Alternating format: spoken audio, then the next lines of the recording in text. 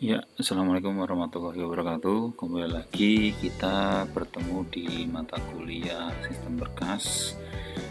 Kali ini kita akan membahas yang namanya media penyimpanan. Oke, media penyimpanan di sini kita akan membahas banyak hal. Ya, oke, langsung saja. Kita akan membahas yang pertama adalah jenis-jenisnya media penyimpanan, kemudian klasifikasi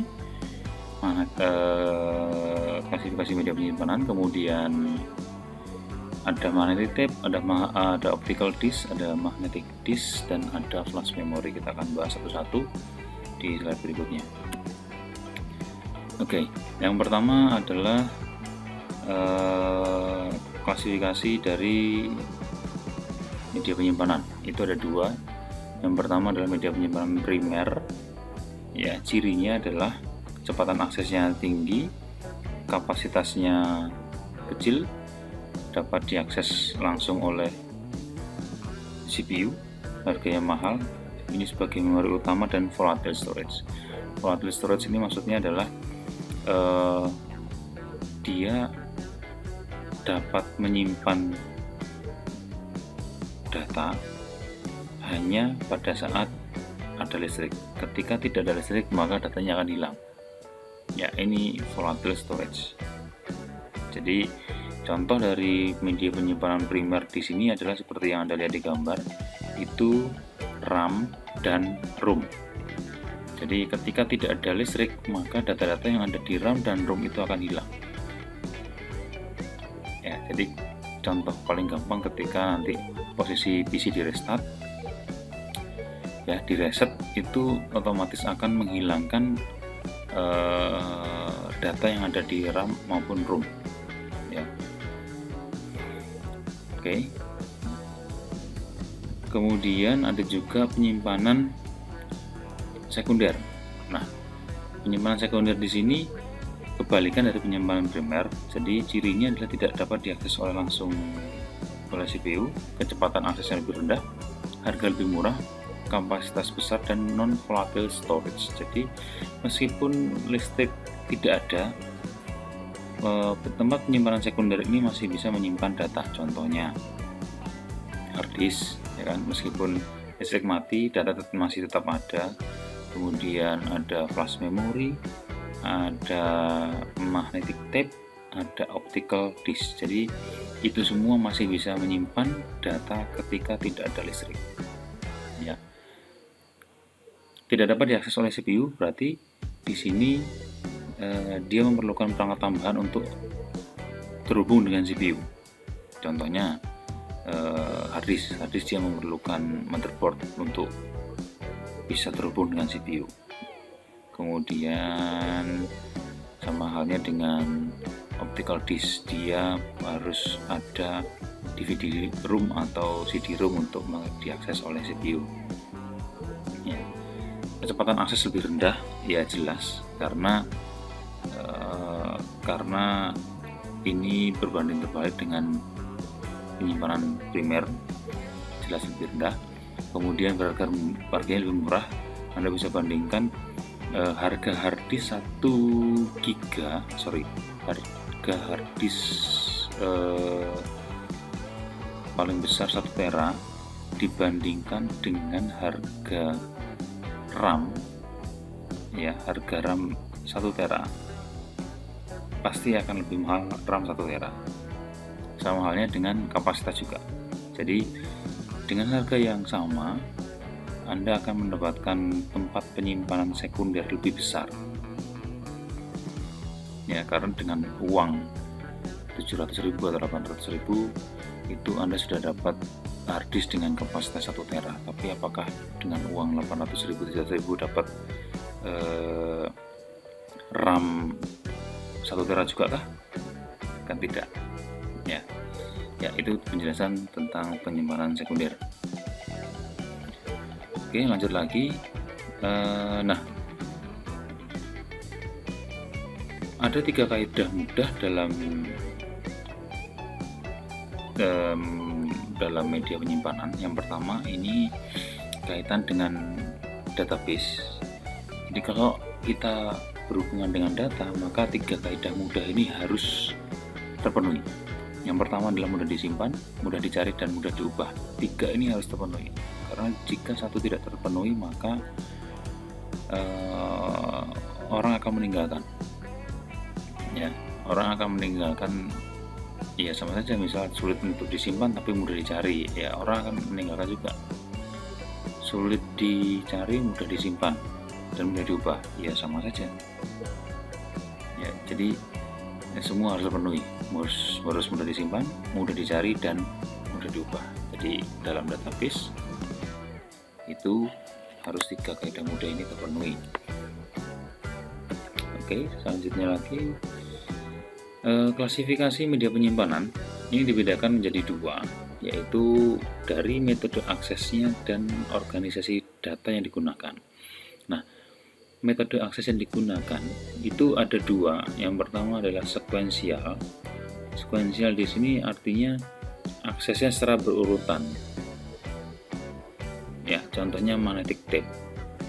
Jadi kalau yang paling gampang magnetic tape itu contohnya radio kaset. Radio kaset di sini merupakan salah satu contoh dari magnetic tape. Jadi kenapa sekuensial? Coba Anda ketika mendengarkan musik melalui radio kaset, maka Anda tidak akan bisa meloncat ke lagu yang ketiga.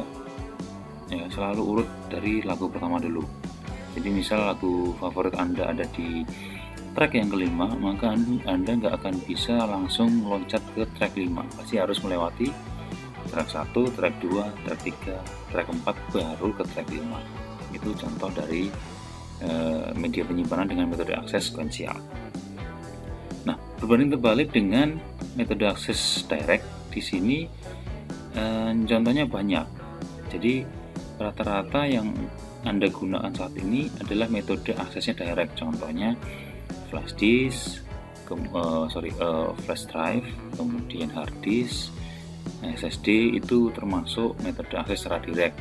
Kenapa direct? Karena Anda bisa menyetel lagu langsung ke track yang Anda inginkan, yang Anda suka. Jadi tidak perlu menyetel lagu dari awal. Jadi Anda bisa langsung loncat ke track 5 yang Anda suka. Nggak perlu lagi lewat track 1, track 2, dan seterusnya. Jadi Anda bisa langsung loncat ke track 5.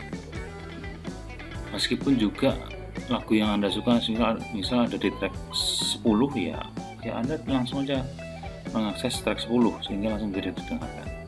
Ya, itu contoh dari media penyimpanan dengan aksesnya direct.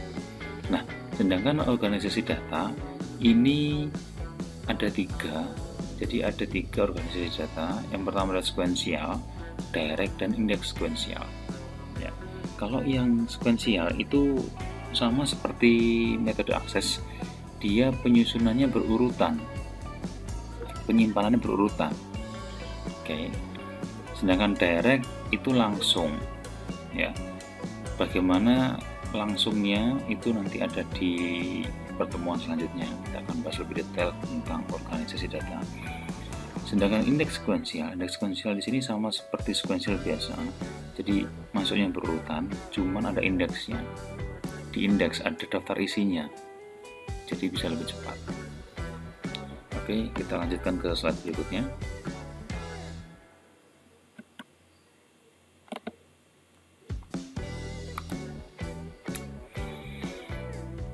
Ya, kemudian kita akan membahas yang namanya magnetic tape. Magnetic tape di sini ada 2 jenis yang bisa digunakan. Yang pertama adalah dengan lebar setengah inch atau 12,7 mm. Ya, ini terbuat dari plastik tipis yang dilapisi oleh magnetik pada permukaannya. Ya. Dan yang kedua adalah dalam bentuk radio kaset seperti ini. Jadi kurang lebih lebarnya separuhnya lah dari jenis sebelumnya. Ya. Nah, data-data yang disimpan dalam magnetic tape itu disimpan dalam bentuk kode tertentu. Jadi diperlukan sebuah head untuk membacanya. Oke. Nah, data yang ada direkam dalam bentuk guratan pita magnetik. Jadi sekali data tersebut terekam, maka data akan tetap tinggal, akan tetap ada sampai dia ditimpa dengan data baru. Ya, makanya ketika Anda dulu kalau punya radio kaset itu ketika pitanya ngelokor, maka suaranya pasti nggak jernih. Karena apa? Karena guratannya sudah tidak jelas lagi. Dia tertumpuk dengan guratan-guratan baru. Ya. Nah, di dalam magnetic tape itu tracknya dalam bentuk vertikal. Jadi ada tracknya. Oke.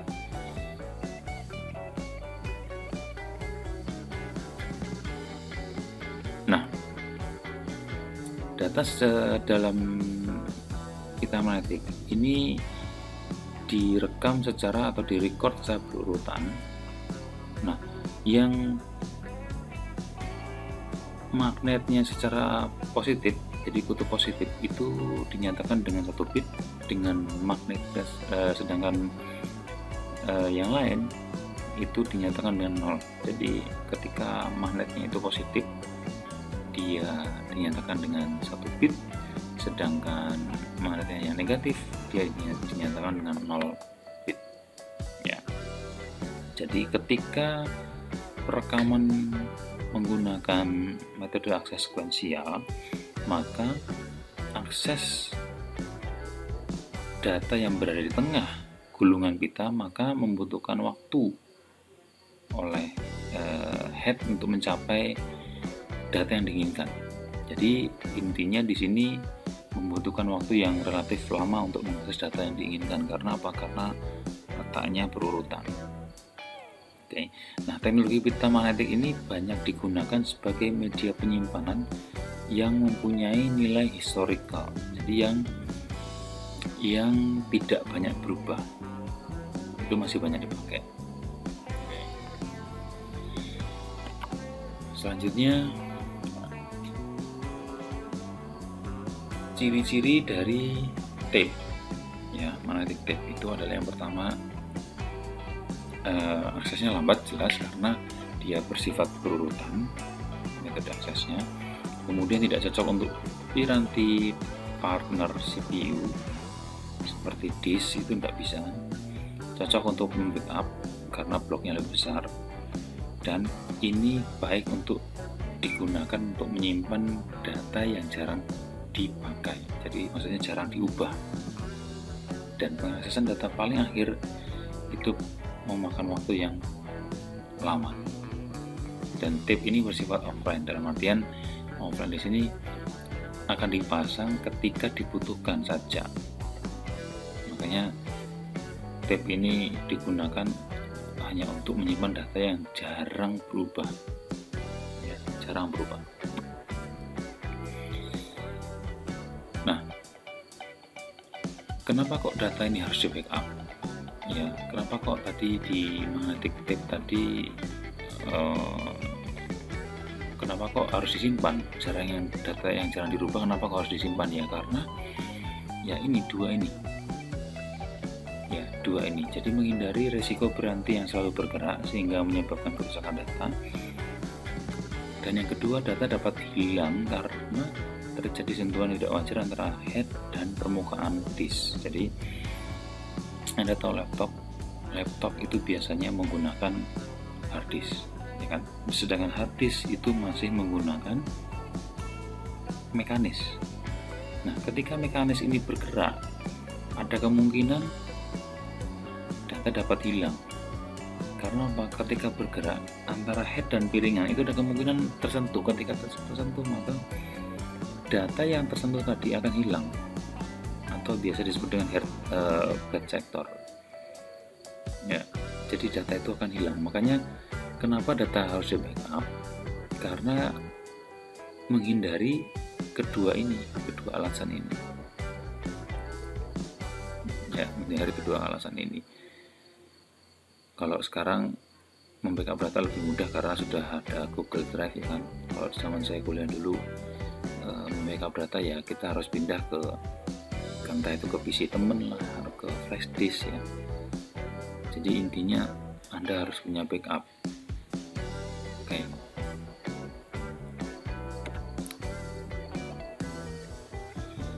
Nah, yang kedua adalah media penyimpanan sekunder optical disk dengan metode aksesnya direct. Ya, di sini untuk mengakses data itu menggunakan yang namanya cahaya. Jadi cahaya di sini digunakan untuk menulis dan membaca. Ya. Nah, CD ini sudah jarang dipakai karena tingkat keparsikannya lebih praktis menggunakan flash drive. Ya, namun ini termasuk metode ini termasuk media penyimpanan sekunder. Jadi mau tidak mau tetap kita bahas. Dulu CD-ROM ini dapat menyimpan data hingga 600 MB. Ya, atau kalau disama dengan disket ya sekitar dapat menyimpan 430 disket lah. Jadi cukup lumayan banyak ya.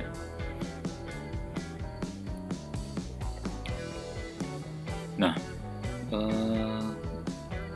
jadi untuk melakukan penyimpanan data, untuk merekam data atau biasa yang disebut membakar CD ya, membakar CD, burning CD ini menggunakan panas sinar laser yang akan membakar metalik film melalui lubang khusus. Jadi inilah asal kenapa kok kalau Anda merekam data ke dalam CD-ROM disebut dengan burning ya ini. Karena apa? Karena sinar laser akan membakar metalik film. Oke. Nah, karena dibakar, maka kalau kita beli CD-ROM itu kalau sudah ditanamkan datanya ya sudah tidak bisa dirubah lagi, tidak bisa dihapus ya. Karena apa? Karena namanya CD-ROM, yaitu compact disk read only memory. Jadi kalau Anda merekam data ke dalam CD-ROM yaitu hanya satu saja, satu kali perekaman dan tidak bisa dirubah. Oke. Kecuali kalau Anda membeli yang namanya CD-RW. Ya, CD-RW itu bisa di read juga bisa di write ya. Nah, bentuk pada CD-ROM itu tracknya adalah spiral, jadi mengular seperti lipat nyamuk ya. Kenapa seperti ini? Ini bisa terjadi karena di dalam track itu ada sektor-sektor yang berdampingan. Itulah kenapa ketika Anda memasukkan CD ke dalam CD-ROM maka dia akan membaca dulu track nolnya mana, track akhirnya mana. Ya, dibaca awal. Ketika bisa dibaca maka data di dalam CD sudah siap baca. Ketika komputer sudah bisa mendeteksi mana track nol, mana track akhir, maka CD-ROM sudah siap dibaca. Tapi ketika komputer tidak bisa mendeteksi mana track nol, mana track akhir, ya CD akan terus memutar terus. Itu bisa terjadi karena CD-nya baretnya terlalu parah, jadi tidak bisa dibaca.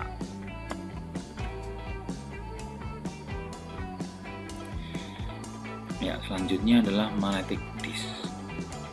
Ya, magnetic disk di sini sama juga, metode aksesnya adalah direct. Di sini media yang digunakan adalah logam oksida. Jadi logam oksida ini adalah sebuah material ferromagnetik yang dimana jika dibiarkan pada bidang yang mengandung magnet akan secara permanen akan menjadi magnet. Nah, penggeraknya adalah motor yang berkecepatan tinggi. Nah, kenapa kok disebut dengan kecepatan tinggi? Karena RPM-nya itu ada yang 7.500, bahkan ada yang sampai 10.000 RPM untuk hard disk ya. Dan mengaksesan informasi itu menggunakan alat kecil yang disebut dengan head. Nah, ciri-ciri fisik dari magnetic disk yang pertama adalah bisa terdiri dari sebuah piringan disk dan bisa juga terdiri dari beberapa piringan disk. Jadi ketika cuma ada satu piringan disk itu disebut dengan floppy disk. Tapi ketika ada beberapa piringan, itu disebut dengan hard disk. Diakses secara langsung atau direct, ya. Akses dilakukan oleh head yang tersedia pada masing-masing piringan, dan setiap piringan ini ada tracknya yang terpusat, jadi seperti nyamuk, jadi spiral terkonsentris, ya. Oke. Selain itu, setiap cakram ini terbuat dari bahan besi yang mudah dimagneti. Setiap track ada sektornya, dan setiap sektor ada unit penyimpanannya yang bisa dialamati. Oke. Nah, nomor-nomor track yang bisa dialamati ini dihubungkan secara virtual yang dikenal sebagai silinder. Jadi kalau Anda pernah atau ingin mencoba silinder itu berapa, Anda bisa coba melakukan partisi di Linux, itu pasti ada silindernya. Jadi lebih detail. Kalau di Windows kan kita memformat hard disk itu ya sudah, tinggal klik format selesai. Tapi kalau di Linux Anda bisa melihat silinder berapa sampai dengan silinder berapa, atau track berapa sampai dengan track berapa. Oke.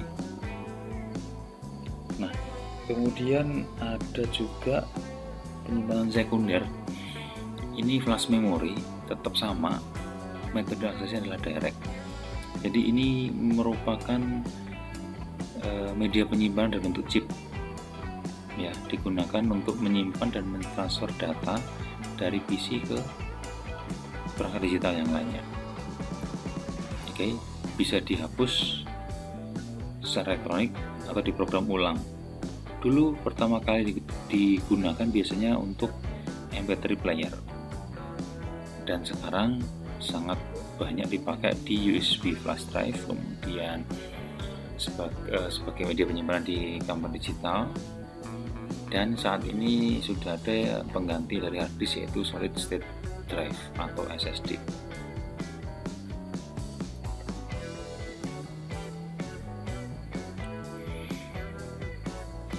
Nah, keuntungan dari flash memory ini dapat menyimpan data meski tidak ada listrik, ya kembali lagi karena cirinya dia adalah non volatile storage, jadi meskipun tidak ada listrik dia bisa menyimpan.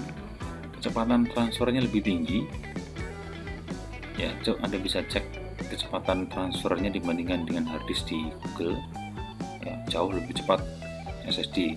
Dan biasanya juga kalau Anda punya laptop lama, sudah lemot, rasa lemot, pengen upgrade prosesor terlalu berat, ya Anda bisa upgrade SSD saja, itu sudah terasa kecepatannya, perbedaan kecepatan sudah terasa, ya. Nah, kelemahannya adalah di sini flash memory memiliki jumlah siklus baca tulis yang terbatas. Jadi semakin sering Anda baca tulis, maka akan memperpendek umur dari flash memory. Ukurannya kecil, jadi lebih mudah hilang, dan harganya jauh lebih mahal daripada hard disk. Anda bisa cek di Google berapa harga hard disk, berapa harga SSD, itu jauh lebih mahal. Ya, cuman harga mahal ini akan sebanding dengan kecepatan yang Anda dapatkan. Oke, terima kasih telah menonton. Ketika ada pertanyaan, Anda bisa sampaikan di forum yang setelah ini saya akan buat. Oke, sekian dulu. Wassalamualaikum warahmatullahi wabarakatuh.